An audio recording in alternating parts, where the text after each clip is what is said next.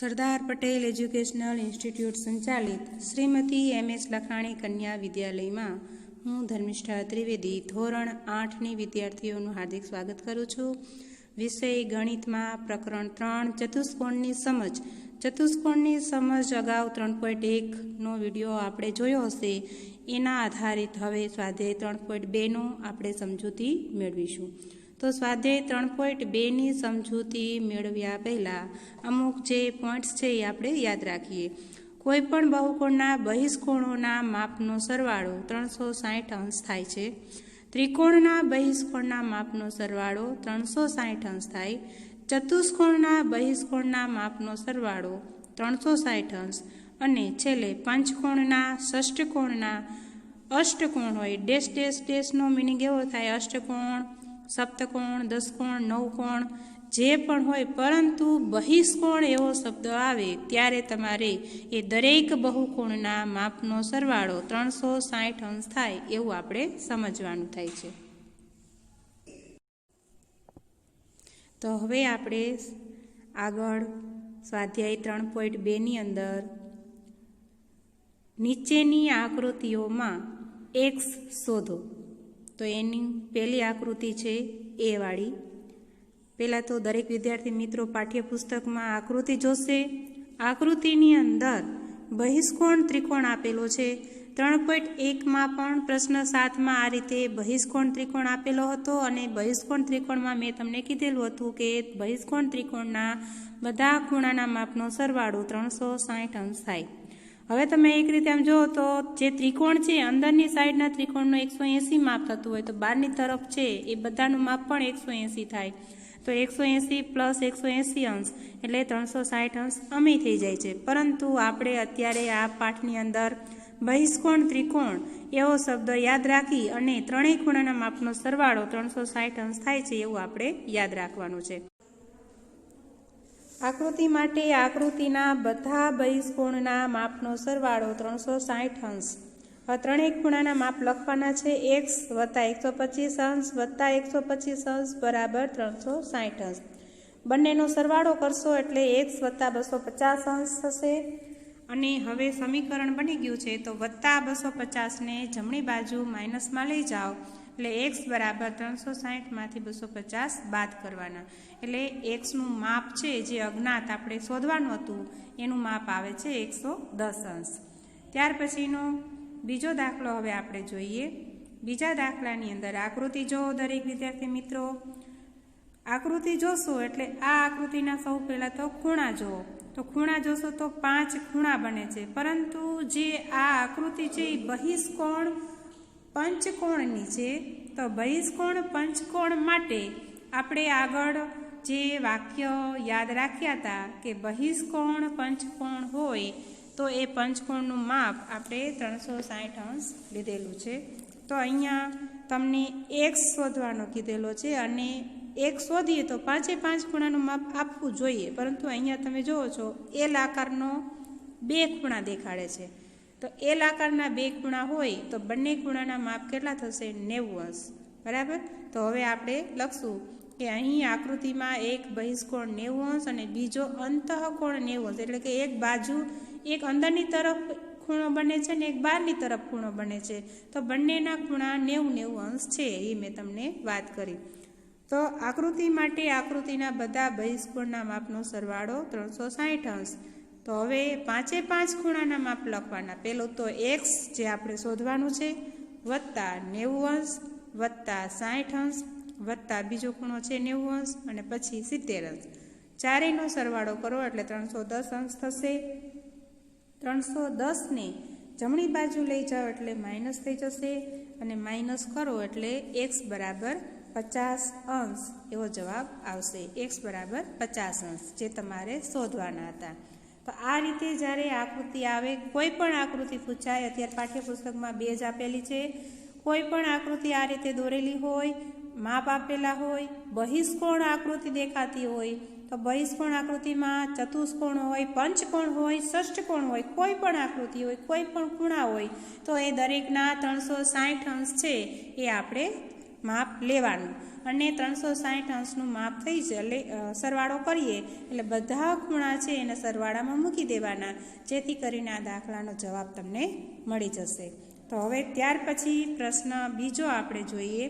પ્રશ્ન બીજાની અંદર નીચે પ્રમાણેની બાજુઓ ધરાવતા નિયમિત બહુકોણમાં બહિષ્કોણનું માપ શોધો. તો તમારે નીચે પ્રમાણે એટલે કે તમને બે દાખલા આપેલા છે, એ બાજુઓના માપ છે અને જે બાજુ આપી હોય એ બાજુનું બહિષ્કોણનું માપ શું છે એ આપણે જોવાનું છે. તો કે 9 બાજુ હોય તો 9 બાજુવાળા બહિષ્કોણનું માપ શું હશે? તો બાજુ જ્યારે આવે ત્યારે n બરાબર 9 એવું આપણે લખવાનું. અને આકૃતિ માટે આકૃતિના બધા જ બહિષ્કોણના માપનો સરવાળો 360 અંશ છે.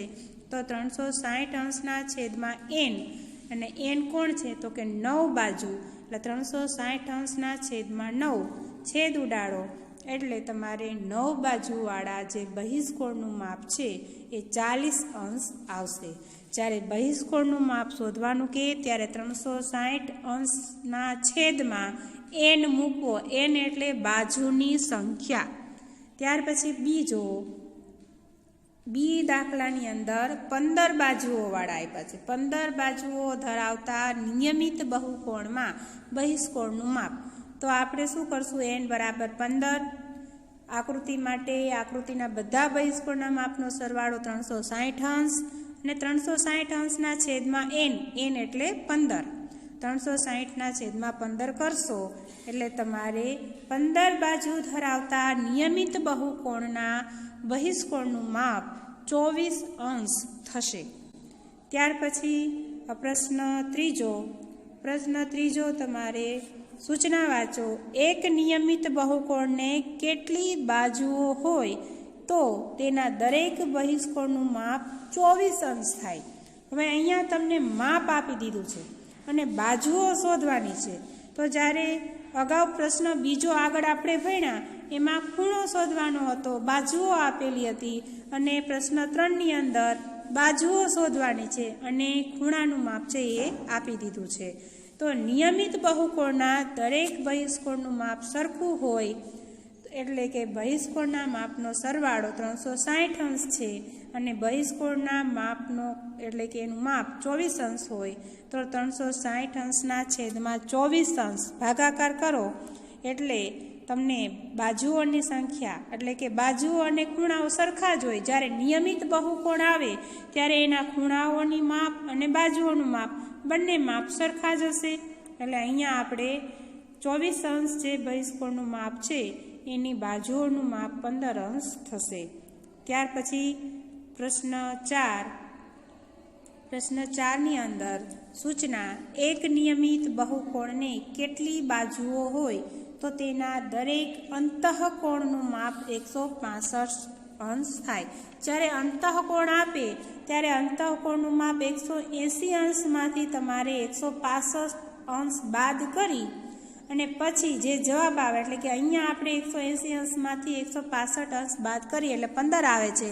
અને 15ને બહિષ્કોણના માપનો જે સરવાળો 360 છે એના હારે ભાગાકાર કરવાનો એટલે કે 360ના છેદમાં 15 એટલે તમારો એનો જવાબ આવશે 24 બાજુઓ એની થશે. કુલ કેટલી બાજુઓ થશે? 24 બાજુઓ થશે. તો જ્યારે અંતઃકોણ આપે ત્યારે અંતઃકોણનું સૌ પહેલાં શું કરવાનું? તો કે 180 અંશમાંથી બાદ કરવાનું અને પછી જે જવાબ આવે એને 360 અંશના છેદમાં જે જવાબ આવ્યો છે એટલે કે 15, 360 અંશના છેદમાં 15 ભાગાકાર કરો એટલે 24 જવાબ આવશે. ત્યાર પછી હવે પ્રશ્ન 5નું સૂચના એ એવો નિયમિત બહુકોણ શક્ય છે જેમાં દરેક બહિષ્કોણનું માપ 22 અંશ હોય. તો જ્યારે તમને આવી રીતે આપે જ્યારે સૌ પહેલાં તો ભાગાકાર 360 અંશના છેદમાં 22 આપણે કરીએ છીએ તો આ જે ભાગાકાર છે એ પૂર્ણ સંખ્યામાં આવવું જોઈએ, પોઈન્ટમાં આવવું જોઈએ નહીં. જો પોઈન્ટમાં આવે તો આ જે બહિષ્કોણનું માપ 22 છે એ શક્ય નથી. એટલા માટે સૂચના લખવાની તમારે કે જો આ બહુકોણ એ નિયમિત બહુકોણ હોય તો તેની બાજુઓની સંખ્યા એ પૂર્ણ અંકમાં મળે, પરંતુ અહીંયા 360ના છેદમાં 22 ભાગાકાર કરશો તો પૂર્ણાંકમાં નહીં આવે, એટલે આપણે લખવાનું કે ના, નિયમિત બહુકોણ બહિષ્કોણનું માપ 22 અંશ ન હોય. પ્રશ્ન બી, એમાં શું આ માપ નિયમિત બહુકોણના અંતઃકોણનું છે? જો બહિષ્કોણનું ન હોય તો અંતઃકોણનું પણ ન જ હોય, પરંતુ આપણે અંતઃકોણનું પૂછ્યું છે તો આપણે એનો દાખલા સ્વરૂપે જવાબ આપણે આપીએ કે આ બહુકોણના અંદરના ખૂણાનું માપ 22 અંશ છે, અંતઃકોણ છે એટલા માટે 180માંથી બાદ કરીએ, 180 અંશમાંથી 22 અંશ બાદ કરીએ એટલે 158 અંશ આવ્યા, અને 158 ને 360ના છેદમાં 158 એટલે કે ભાગાકાર કરો, તો ભાગાકાર કરશો એટલે પોઈન્ટમાં જવાબ આવશે. એ તો પોઈન્ટમાં લખવાનો નથી, માત્ર આપણે કહી દેવાનું કે જો આ બહુકોણ નિયમિત બહુકોણ હોય તો તેની બાજુઓની સંખ્યા પૂર્ણાંકમાં મળે, પરંતુ અહીંયા પૂર્ણાંકમાં મળતો નથી. તેથી નિયમિત બહુકોણના અંતઃકોણનું માપ 22 અંશ ન હોઈ શકે. ત્યાર પછી પ્રશ્ન 6 જોઈએ આપણે. પ્રશ્ન 6ની અંદર એ નિયમિત બહુકોણમાં અંતઃકોણનું ઓછામાં ઓછું માપ કેટલું હોઈ શકે અને કેમ? તો એનો જવાબ નિયમિત બહુકોણની બાજુઓની સંખ્યા ઓછામાં ઓછી 3 હોય. તો નિયમિત બહુકોણ આપણે જોયું કે નિયમિત બહુકોણમાં ત્રિકોણ જે બહુકોણ છે એની ઓછામાં ઓછી કેટલી બાજુ હોય છે? 3, અને જેને આપણે સમબાજુ ત્રિકોણ કહીએ છીએ. અને સમબાજુ ત્રિકોણની ત્રણેય બાજુઓના માપનો સરવાળો 60 અંશ થાય, બરાબર. એટલા માટે નિયમિત બહુકોણના પ્રત્યેક અંતઃકોણનું માપ ઓછામાં ઓછું 60 અંશ હોઈ શકે. ત્યાર પછી બી, નિયમિત બહુકોણમાં બહિષ્કોણનું વધુમાં વધુ માપ કેટલું હોઈ શકે? હવે જો અંતઃકોણનું 160 અંશ હોય, બરાબર, તો 160 અંશને 180માંથી બાદ કરીએ તો 180માંથી બાદ કરો એટલે 120 અંશ થાય. તો બહિષ્કોણમાં એ પણ નિયમિત બહુકોણમાં બહિષ્કોણનું વધુમાં વધુ માપ 120 અંશ થશે, બરાબર.